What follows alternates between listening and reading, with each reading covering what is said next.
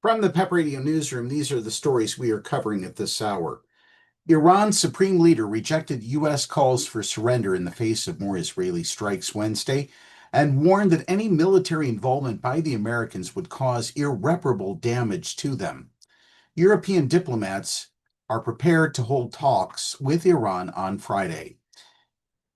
The second public appearance by Ayatollah Ali Khamenei since the Israeli strikes began 6 days ago came as Israel lifted some restrictions on daily life, suggesting that the missile threat from Iran was easing.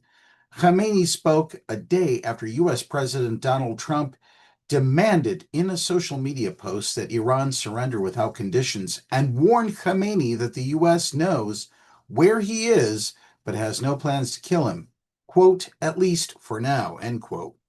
Trump initially distanced himself from Israel's surprise attack aimed at Iran's nuclear program, but in recent days, he has hinted at greater American involvement, saying he wants something much bigger than a ceasefire.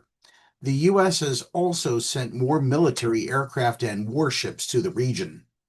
Smarter people with biglier brains, who are senior European diplomats, were set to hold nuclear talks with Iran on Friday in Geneva, according to a European official familiar with the matter.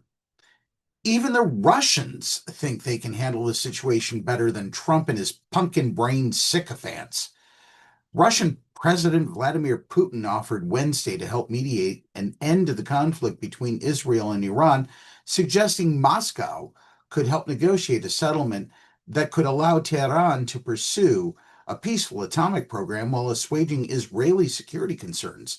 Speaking to senior news leaders of international news agencies, Putin noted that it's a delicate issue, but added that, in my view, a solution could be found. In other news, U.S. immigration authorities said Wednesday that they have detained a Spanish-language journalist who will face deportation proceedings following his arrest on charges of obstructing police and unlawful assembly while covering a weekend protest outside Atlanta. Mario Guevara was turned over by police to the U.S. Immigration and Customs Enforcement custody 3 days after he was jailed in DeKalb County, Georgia. Agency spokesperson Lindsey Williams said in an emailed statement, his case now goes to an immigration court to determine whether Guevara, a native of El Salvador, can remain in the United States. His attorney, Giovanni Diaz, has said that Guevara was doing his job and committed no crime when police arrested him. He also says Guevara has legal authorization to live and work in the United States and has a pending application for permanent residency. Diaz did not immediately return phone and email messages Wednesday. Guevara fled El Salvador 2 decades ago and built a large following as an independent journalist covering immigration in the Atlanta area. He was live streaming video on social media Saturday from a DeKalb County rally protesting President Donald Trump's administration when local police arrested him.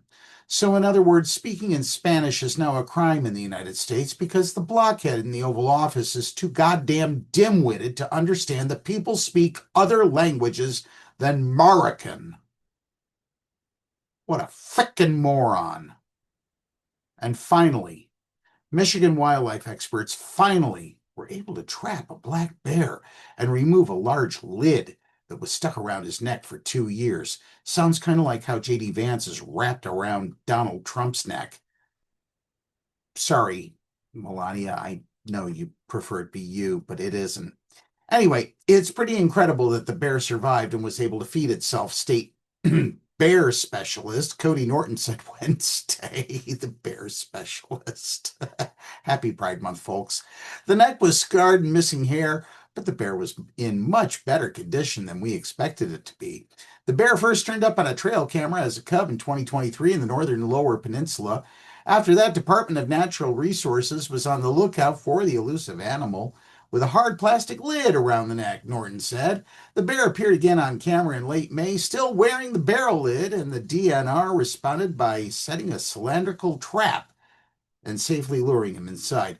The bear was immobilized with an injection, and the lid was cut off within minutes on June 3rd.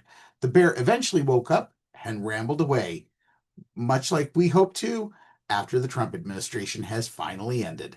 That's the news at this hour. If you are watching our videos on YouTube, be sure to subscribe to our channel. Download the Live 365 app to take PEP Radio with you wherever you go.